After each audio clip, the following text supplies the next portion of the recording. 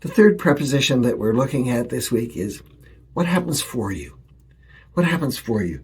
So often these things of the bounding boxes of your life happen for your benefit. They are not designed for your benefit. You may know the story from Joseph from Genesis, where he says of his brothers, after he demonstrates forgiveness to them following the death of his father, that he says, you intended this for evil, but God meant it for good.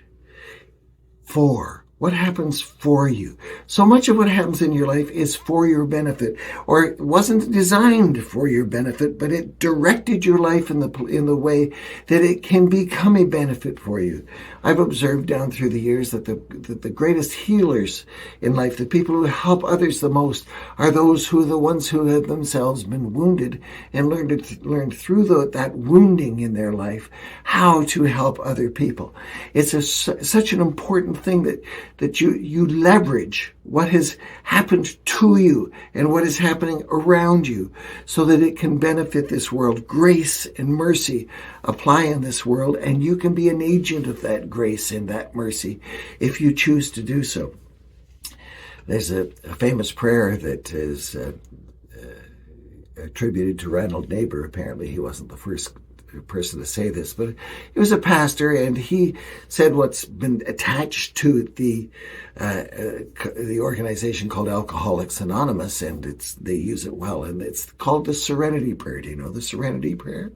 Well, it's a very important thing that you take the right approach to the things that have happened to you so that they can happen for you.